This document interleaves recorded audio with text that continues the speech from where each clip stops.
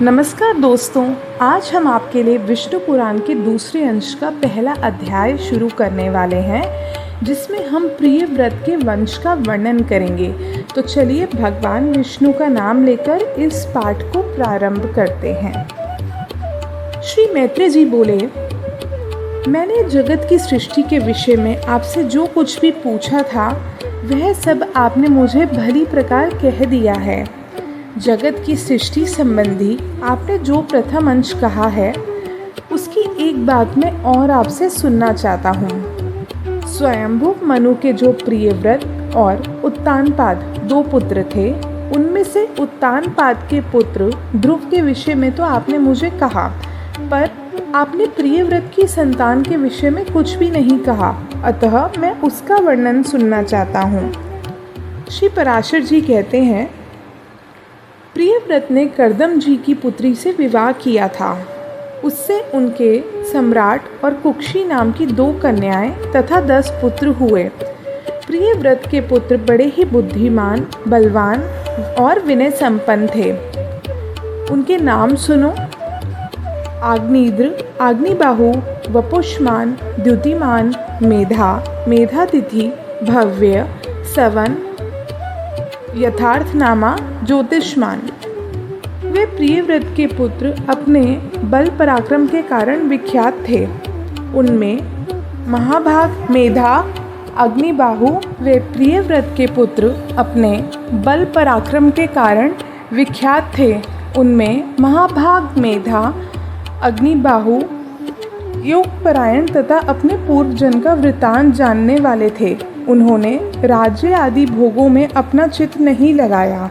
वह निर्मल मन वाले और कर्म फल की इच्छा से रहित थे तथा समस्त विषयों में सदा न्यायकूल ही प्रवृत्त होते थे। राजा प्रियव्रत ने अपने शेष पुत्रों को 7 द्वीप बांटे। पिता प्रियव्रत ने आग्निद्र को जम्बू द्वीप, मेधातिथि को प्लक्ष नाम का दूसरा द्वीप दिया। उन्होंने शालमल द्वीप में वपुष्मान को अभिषिक्त किया, ज्योतिष्मान को कुश द्वीप का राजा बनाया, द्युतिमान को क्रौंच द्वीप के शासन पर नियुक्त किया। भव्य को प्रियव्रत ने शाक द्वीप का स्वामी बनाया और सवन को पुष्कर द्वीप का अधिपति दिया। उनमें जो जम्बू द्वीप के अधीश्वर राजा आग्निद्र थे, उनके प्रजापति के समान 9 पुत्र थे। नाभि, किंब पुरुष, हरिवर्ष, इलावृत, रम्य, हरिणवान, कुरु, भद्राश्व, सत्कर्मशील राजा केतुमाल थे। हे विप्र, अब उनके जम्बू द्वीप के विभाग सुनो। पिता आग्निद्र ने दक्षिणी ओर का हिमवर्ष नाभि को दिया। इसी प्रकार किम पुरुष को हेमकूट वर्ष तथा हरिवर्ष को तीसरा नैषधर वर्ष दिया। जिसके मध्य में मेरु पर्वत है, वह इलावृत वर्ष उन्होंने इलावृत को दिया तथा नीलाचल से लगा हुआ वृक्ष लम्बे को दिया। पिता आग्निद्र ने उसका उत्तरवर्ती श्वेत वर्ष हरिणवान को दिया तथा जो वर्ष श्रृंगवान पर्वत के उत्तर में स्थित है वह कुरु को, और जो मेरु के पूर्व में स्थित है वह भद्राश्व को दिया तथा केतुमाल को गंधमादन वर्ष दिया।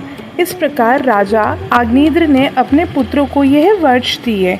हे मैत्रेय, अपने पुत्रों को इन वर्षों में अभिषिक्त कर वह तपस्या के लिए शालग्राम नामक महापवित्र क्षेत्र को चले गए। किम पुरुष आदि जो 8 वर्ष हैं, उनमें सुख की बहुलता है और बिना यत्न के स्वभाव से ही समस्त भोग सिद्धियां प्राप्त हो जाती हैं। उनमें किसी प्रकार के विपर्य तथा जरा मृत्यु आदि का कोई भय नहीं होता। न धर्म अधर्म अथवा उत्तम अधम और मध्यम आदि का ही भेद है। उन 8 वर्षों में कभी कोई युग परिवर्तन भी नहीं होता। महात्मा नाभि का हिम नामक वर्ष था। उनके मेरु देवी से अतिशय कांतिमान ऋषभ नामक पुत्र हुआ। ऋषभ जी से भरत का जन्म हुआ। उनके 100 पुत्रों में सबसे बड़े थे वो। महाभाग पृथ्वीपति ऋषभ देवी जी धर्म पूर्वक राज्य शासन तथा विविध यज्ञों का अनुष्ठान करने के अनंतर अपने वीर पुत्र भरत को राज्याधिकार सौंपकर तपस्या के लिए पुलह आश्रम को चले गए। ऋषभ ने वहाँ भी वानप्रस्थ आश्रम की विधि से रहते हुए निश्चय पूर्वक तपस्या की तथा नियम अनुकूल यज्ञ अनुष्ठान किए। वे तपस्या के कारण सूखकर अत्यंत पतले हो गए यानी कृश हो गए और उनके शरीर की शिराएं, रक्तवाहिनी नाड़ियाँ दिखाई देने लगी। अंत में अपने मुख में एक पत्थर की बटिया रखकर उन्होंने नग्न अवस्था में महाप्रस्थान किया। पिता ऋषभदेव जी ने वन जाते समय अपना राज्य भरत जी को दिया था, अतः तब से यह हिमवर्ष इस लोक में भारतवर्ष नाम से प्रसिद्ध हुआ। भरत जी के सुमति नामक परम धार्मिक पुत्र हुए। पिता भरत ने यज्ञ अनुष्ठान पूर्वक यथेच्छ राज्य सुख भोग कर उसे सुमति को सौंप दिया। हे मुने, महाराज भरत ने पुत्र को राज्य लक्ष्मी सौंपकर योगाभ्यास में तत्पर हो गए और अंत में शालग्राम क्षेत्र में अपने प्राण छोड़ दिए। फिर इन्होंने योगियों के पवित्र कुल में ब्राह्मण रूप से जन्म लिया। इनका वह चरित्र मैं तुमसे फिर कहूँगा। तदंतर सुमति के वीर्य से इंद्रद्युम्न का जन्म हुआ। उससे परमेष्ठी और परमेष्ठी का पुत्र प्रतिहार हुआ।